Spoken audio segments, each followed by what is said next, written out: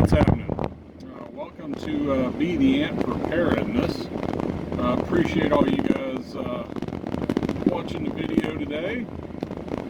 Today, as you can see from the title, I wanted to talk about the elders in our life, okay? Whether it be our parents, our grandparents, some of you, if you still have your great-grandparents around, consider yourself fortunate. Our elders, the elderly, our senior citizens, whatever you want to call them, they can be a plethora of knowledge, guys. I don't know about for you guys, but I remember when I was younger and all of my grandparents canned and crocheted, gardened, made quilts, you know, all that kind of stuff. All the not cool stuff, right? But what I'm trying to say is, depending on their age, well, you know, no, not even that. Whatever, your grandparents, they grew up in a different time than you. Okay, I mean, with technology the way it is right now, it's kind of crazy. I was talking with somebody yesterday that my kids, you know, they've got Amazon Prime, Netflix, the HBO Stars, all this on-demand stuff. Like, whatever they want to watch, it's pretty much right there. And what do they say? There's nothing on, okay? Whereas you take my generation, now when I was growing up, we did have a couple dozen channels, okay?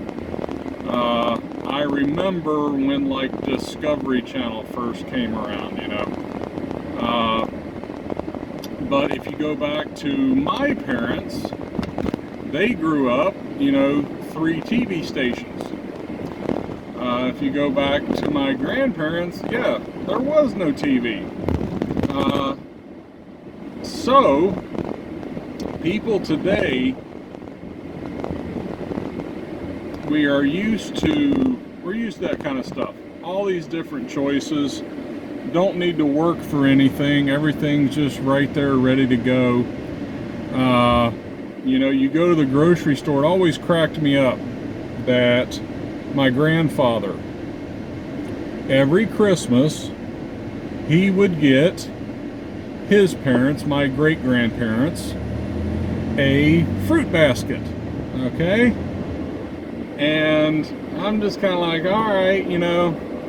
And as I got older, I'm like, why did Pop always get them a fruit basket every Christmas? And then it kind of hit me. Right now, any time of the year, any of us can go to the grocery store and get bananas, oranges, apples, pineapple at any time of the year. Well, if you're talking about no more grocery stores, when can you get your apples? Whenever they're hanging on the tree, right? And that's not January. But yeah, like the fruit basket, you know, a lot of citrus in it. Well, down in southern part of the country where they grow the citrus, it's not ready to pick until, yeah, December, January, if I'm understanding right. I'm not from Florida, but if I'm understanding it right, yeah, the apples and stuff are not ready until the fall, September-ish. Peaches, you know, they're pretty much ready to go, I think, right around this time, right around August, if I'm remembering right. But my point is we really don't understand all that. We're just, excuse me, used to the convenience of going to the store and getting whatever we need. They grew up, you know, planting food, harvesting food, tending to the animals, harvesting the animals when you needed them. And that's something that's kind of foreign to all of us nowadays. Whatever we need, we just go get.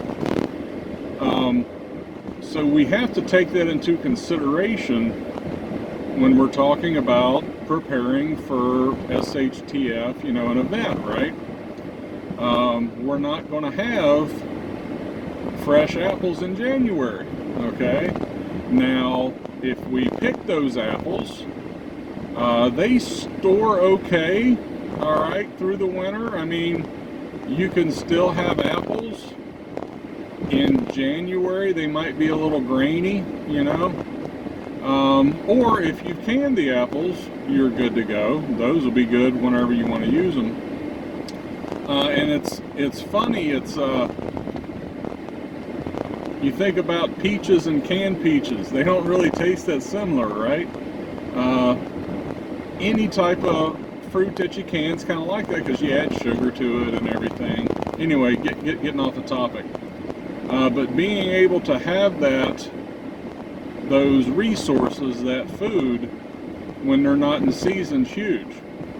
So like I said, I remember my grandparents canning whatever was available. You know, they would go and somebody would have a apple tree, and you know, you kind of work things out. It's like, to them it's a nuisance because it's attracting all the yellow jackets, but to you it's like, I can use those. So you go over there and offer to clean up their yard for them, okay? And both parties kind of make out, and then you take those apples home and you can them. And that's things that we can still do today, but it is really easy just whenever you need to go into the store, right? Our elders know a lot of skills as far as composting, okay, when you're talking about gardening.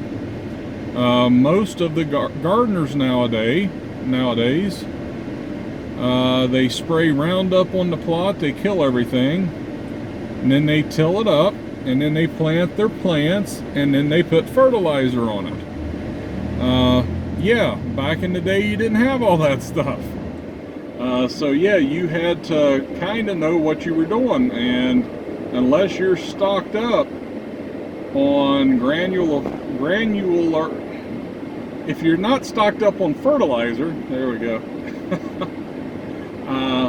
Yeah, you're gonna have to learn about composting, different things to help treat the soil, things like that. That's stuff you're gonna have to figure out.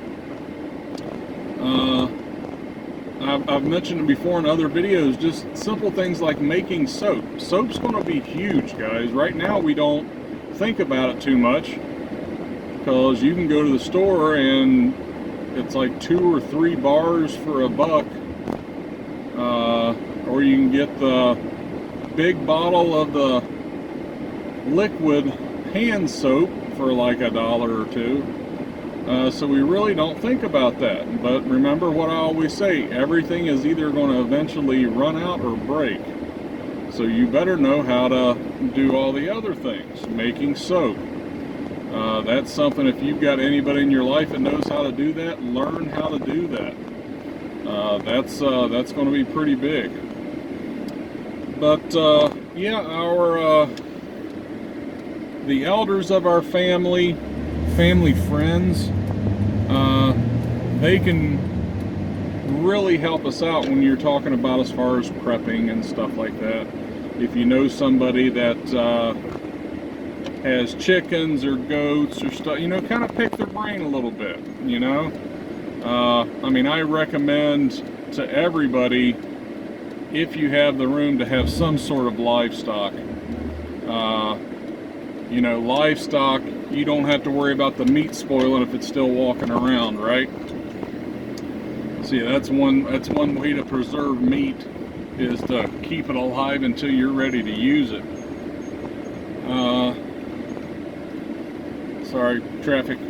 But anyway, pick the brains of the elders in your family and your friends. Ask them about the way things were when they were kids or when they were younger, and that'll jog some stuff. But the elders can be very beneficial when you're talking about preparing. Most of them remember what it was like before Walmart and Target and all this other stuff, and they can take care of things. Real quick story, I remember hearing my grandfather, he was running barbed wire.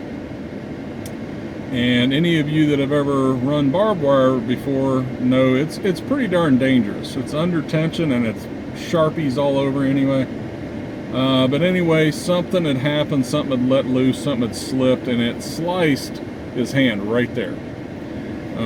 Nasty, nasty. Nowadays, oh yeah, you got to go to the emergency room, get that stitched up. Well, my great-grandmother, being my great-grandmother, awesome person, put in a chaw of tobacco. We're from West Virginia, okay? She didn't do it all the time, just whenever she needed to. Put in a chaw of tobacco, you know, chewed it around a little bit, and took Pop's hand, put it together, put the tobacco on it, and wrapped it up with a bandage. 2 weeks later, undid the bandage, and we're good to go. No stitches, no nothing.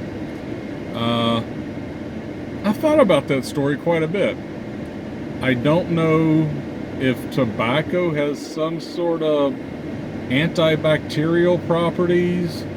I don't know if the tobacco just helped keep it moist. I don't know. Any of you guys know anything about tobacco when it comes to medicinal? Yeah, put it in the comments below. But yeah, our parents, grandparents, great-grandparents, if they're still around, yeah, pick their minds, guys.